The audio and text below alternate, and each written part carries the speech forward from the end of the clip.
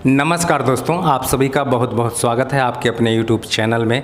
साथियों देखिए, अभी हम अपने गृह जिला नालंदा में हैं और नालंदा का एकंगरसराय प्रखंड में हैं। हमारे एक मित्र हैं जो कि नियोजित शिक्षक हैं और इन्होंने बीपीएससी टीआरई मतलब पास किए हैं।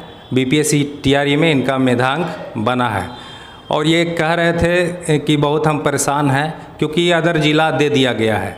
अब ऐसे में देखिए, घर से बहुत दूर देने के बाद अब कोई भी जो मतलब 8 साल 9 साल से जॉब कर रहे हैं गृह जिला में और उनको जब बाहर दे दिया जाता है तो क्या कुछ परेशानियां आता है, इनसे हम जानने का प्रयास करेंगे। तो सर बताइए अपने बारे में। नमस्कार, मैं नवीन कुमार।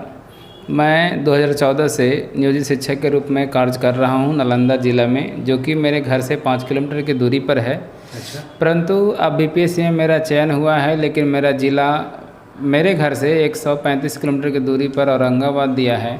औरंगाबाद मिल गया? जी सर। तो औरंगाबाद हो जाने से मेरे साथ बहुत सारी समस्याएं उत्पन्न होगी, क्योंकि यहाँ मेरा घर परिवार है, बाल बच्चे हैं, 2 छोटा बच्चा, एक बच्ची है जो पढ़ती है। अब उससे हमको दूरी में रहना पड़ेगा, उसका पढ़ाई लिखाई पर असर पड़ेगा। घर में माँ है, उसके लिए भी एक आदमी घर में चाहिए। अच्छा सर, नियोजित शिक्षक कब बने थे? कितना साल अभी मतलब सेवा दिए हैं स्कूल में? मैं 2014 से फरवरी 2014 से अपने विद्यालय में कार्यरत हूँ, यानी लगभग मेरा 9.5 साल सेवा पूरा हो चुका है। 9.5 साल सेवा पूरा हो चुका है। नियोजित शिक्षक हैं, बीपीएससी का एग्ज़ाम निकाले हैं और इनको दूर भेज दिया गया है। और देखिए कितना इनके मतलब अब इनके पास समस्या आने वाली है, अब दूर जॉब करने जाएंगे। अच्छा, जब आप बीपीएससी एग्ज़ाम निकाल लिए, जी सर, अब आपको बेनिफिट क्या मिलेगा? यदि आप नियोजित शिक्षक हैं, अब आप इसमें जाएंगे जिला संवर्ग में, तो आपको बेनिफिट क्या मिलेगा? या घाटा होगा, फ़ायदा होगा? फ़िलहाल तो हमको कोई बेनिफिट नज़र नहीं आ रहा है सर, क्योंकि अगर हम बीपीएससी टीचर ज्वाइन करते हैं तो मेरा मूल वेतन सिर्फ 25,000 ही रहेगा। परंतु अभी वर्तमान में मेरा मूल वेतन 25,450 रुपया है, जो कि अगले साल जनवरी में बढ़ के 26,000 समथिंग हो जाएगा। लेकिन बीपीएससी ज्वाइन करने पर मेरा पेमेंट शायद 2-3 हज़ार रुपया और कम ही हो जाएगा और घर से दूरी भी बढ़ जाएगा, वहाँ रहने सहने का खर्च भी बढ़ जाएगा, यानी बहुत सारी समस्याएँ उत्पन्न हो सकती हैं सर। अब देख लिए ना कितना मतलब कि घाटा है, कितना परेशानी है नियोजित शिक्षकों को। जो भी बीपीएससी एग्ज़ाम अभी क्रैक किए हैं, अभी पीआरटी के लिए हैं, 1 to 5 में इनका एग्ज़ाम हुआ है, तो 1 to 5 में घाटा ही घाटा है, बहुत घाटा है ना, बहुत ही घाटा है। अब इसीलिए हम कवर किए कि मेरे मित्र हैं और बहुत दिनों से हम दोनों में मित्रता है और यहीं एकंगरसराय प्रखंड में ही इनका जॉब है, यहीं पे करते हैं। तो जब ये बोले कि सर हमको औरंगाबाद दे दिया, तो हम सोचे कि ठीक है, मतलब कि क्या क्या परेशानियां होगी वीडियो के माध्यम से बनाया जाए ताकि सभी लोगों को ये पता चले। और बात करना चाहते हैं कि जब नियमावली निकली थी जी, तो उस समय आपके बारे में क्या मेंशन है? क्या ये भी मेंशन था कि जिस विद्यालय में आप हैं उसी विद्यालय में रहेंगे? इस पर कुछ बोलिए।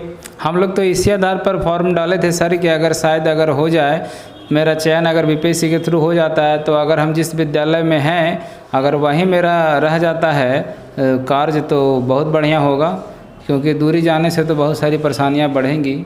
सरकार को इस पर ध्यान देना चाहिए। कम से कम जो अभ्यर्थी पहले से जॉब में हैं उनके लिए ये व्यवस्था होनी चाहिए कि उनको एक चॉइस होना चाहिए कि ठीक है, अगर आप जहाँ बढ़िया महसूस कर रहे हैं आप वहीं पे रहिए।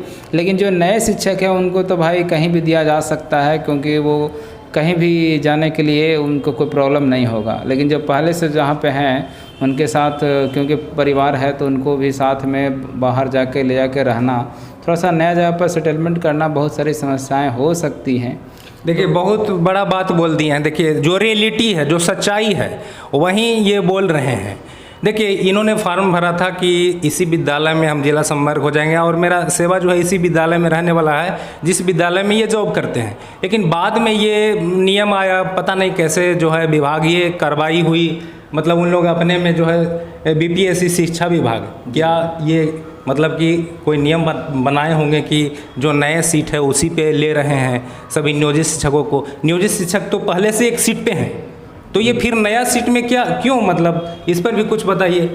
नहीं, पहले से हम लोग को जहाँ तक जानकारी था कि नियोजित शिक्षक को सिर्फ पास होना ज़रूरी है, लेकिन यहाँ जिस आधार पर रिजल्ट आया इसमें तो सबका मेरिट बना दिया, मेरिट के आधार पर रिजल्ट दिया है। बहुत सारे नियोजित शिक्षक हैं जिनका नहीं भी हो पाया है, बैड लक है, लेकिन पहले तो ऐसा कोई मेंशन नहीं था, साफ साफ लिखा था कि नियोजित शिक्षकों को सिर्फ पास होना है, अगर वो पास हो जाएंगे तो मैंने उनको सेवा की मान्यता रह जाएगी, बीपीएससी के थ्रू कहलाएंगे, लेकिन ऐसा तो है नहीं। देखिए, तो बहुत सारे समस्या इनके पास है और इनको पहले से ये जानकारी था कि अगर पास करेंगे तो हम उसी विद्यालय में रह जाएंगे, और क्योंकि पहले से नियोजित शिक्षक हैं तो पहले से तो एक सीट पर ये हैं ही, तो फिर देखिए नए वाले सीट में इनको क्यों लिया गया, और नए वाले सीट जितने भी नए अभ्यर्थी हैं उनको भी परेशानी है। लगभग जानकारी मिल रही है कि लगभग 40,000 नियोजित शिक्षक ऐसे हैं जो पास हो रहे हैं, ऐसा जानकारी में आ रहा है। तो नए शिक्षक, नए अभ्यर्थी को तो यहाँ पे दिक्कत हो गया, कट ऑफ बहुत हाई चला गया है कि नहीं। तो देखिए क्या परेशानी हुआ, इनका मांग भी है कि देखिए मतलब एक बार फिर से अपना मांग को रखिए। मेरा मांग यही रहेगा सर कि अगर हम जिस विद्यालय में कार्यरत हैं, अगर उसी विद्यालय में हमको रहने दिया जाए तो ये मेरे लिए बहुत बड़ी बात होगी। और सिर्फ मेरे लिए नहीं, मेरे जैसे बहुत सारे शिक्षक भाई बहन हैं जिनका चयन हुआ है और अभी वर्तमान में वो जहाँ हैं, अगर उनको स्वेच्छा से वहीं रहने दिया जाए, अगर वो मांग करते हैं कि नहीं हमको कोई अलग जिला में चाहिए या कोई अलग प्रखंड में चाहिए या कोई अलग जगह में चाहिए, तो उनकी अपनी पर्सनल बातें हो सकती है, लेकिन अगर जो जहाँ रहना चाहते हैं उनको वहीं रहने दिया है सर। तो सर बताइए कि आप सरकार से क्या कुछ कहना चाहेंगे और इस मैटर पे क्या बोलना चाहेंगे। सर देखिए, जहाँ तक बात है सर, ऑलरेडी 2012 में हम टीईटी एग्ज़ाम क्वालिफाई करके आए हैं सर, और इस बार फिर पुनः सरकार के द्वारा ये बीपीएससी एग्ज़ाम लिया जाना और हम लोग भी उसको दिए और पास भी किए। तो मेरा सरकार से ये कहना है कि आप लोग नियोजित शिक्षकों को कम ना समझें सर, क्योंकि हम लोग ऑलरेडी कंपटीशन क्वालिफाई करके आ चुके हैं और पुनः ये साबित कर दिए हैं कि हाँ अभी भी हम लोग में वो दमखम है। तो मेरा कहना है सर कि यदि सुन रहे हैं कि टॉपर नियोजित शिक्षक ही हैं, एग्ज़ाम में टॉपर नियोजित शिक्षक ही हैं, बेगूसराय के ही हमारे एक शिक्षक भाई हैं जो टीईटी शिक्षक ही हैं सर। अच्छा। और वो इंग्लिश विषय में 11-12 वाले में सर टॉपर हैं सर।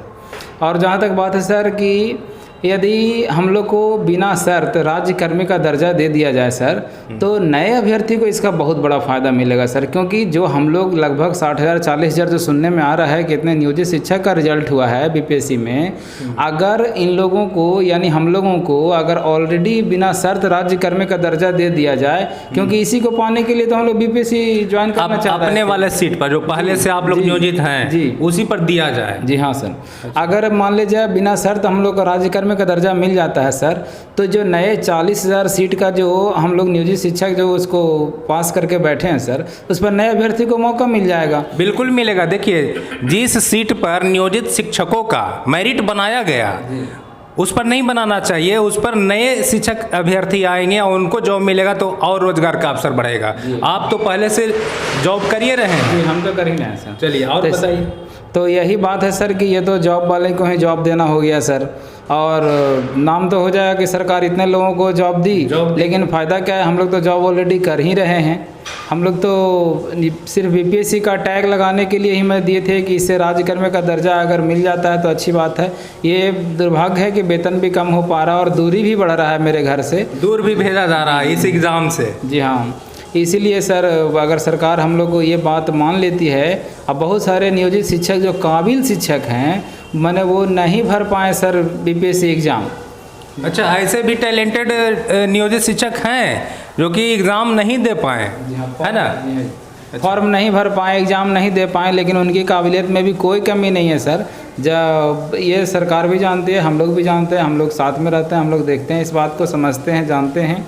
तो मेरा कहना है कुल मिला के ये है सर कि अगर हम लोगों के जो सीट पर अगर नए अभ्यर्थी को मौका दिया जाए तो रोज़गार और बढ़ेगा सर, और 40,000 सीट जो है सो कि और बढ़ेगा, नए अभ्यर्थी को मौका मिलेगा। हम लोग तो जहाँ हैं वहाँ ठीक है, हम लोग को ऐसे ही अगर राज्य कर्मी का दर्जा दे दिया जाए तो क्या ज़रूरत है इधर उधर जाने का, क्या हो सकता है हम लोग को उतना दूर जाने का। तो बिल्कुल सही बोल रहे हैं। जितने भी बातें बोले हैं, जितने भी हम दोनों के बीच ये बात हुई है वो बिल्कुल सच बात है और ये होना ही चाहिए। जो भी इन्होंने सुझाव दिया सरकार को कि ऐसा ऐसा करना चाहिए, लेकिन देखिए इसके बाद देखिए हर कोने से आवाज़ उठ रहा है। जी। अभी देखिए बीपीएससी का जो गेट है वहाँ पर भी बहुत सारे नियोजित शिक्षक का हमने वीडियो देखा और कोने कोने से बिहार के हर एक जिला से ये इस तरह का वीडियो आपको देखने को मिलेगा। क्योंकि देखिए ये मतलब एक तरह से अन्याय ही है, ये न्याय नहीं है नियोजित शिक्षकों के बीच। हम तो नए अभ्यर्थी हैं, तो नए अभ्यर्थी हैं, चलिए मेरिट बन गया, लेकिन अधिक नंबर है तब ना। लेकिन हमसे थोड़ा सा भी 2 नंबर भी अगर किसी को कम आया है वो भी आज रो रहा है और बहुत डिप्रेशन में है। अगर नियोजित शिक्षकों को नए पद से हटा दिया जाए, पहले से जो पद पर हैं उसी में अगर रखा जाए तो देखिए नए नए अभ्यर्थियों को यहाँ पे मौका मिलेगा, जॉब उनको भी मिलेगा और वो भी खुश हो जाएंगे, है कि नहीं है? जी सर जी। तो अब हमारे दर्शकों को आप क्या कहना चाहेंगे? आपके दर्शकों से अनुरोध है, कृपया इस वीडियो को ज़्यादा से ज़्यादा लाइक करें, शेयर करें, सरकार तक इस वीडियो को पहुंचाएं कि हाँ, एक नियोजित शिक्षकों की ये सारी समस्याएं हैं, अगर इनको दूर किया जाता है तो आपको भी मौका मिलेगा, है ना? आप जो देख रहे हैं नए शिक्षक अभ्यर्थी हैं तो आपको भी मौका ज़रूर मिलेगा। चलिए इस वीडियो में इतना ही रखते हैं। हमारे मित्र थे और इनका वीडियो हम रिकॉर्ड किए हैं। यदि मतलब ये वीडियो पसंद आता है तो चैनल को ज़रूर सब्सक्राइब कीजिएगा, बेल आइकन प्रेस कीजिएगा और इस वीडियो के बारे में आपका क्या राय है ज़रूर मेंशन कीजिएगा। चलिए मिलते हैं अगले वीडियो में, तब तक के लिए जय हिंद, जय भारत।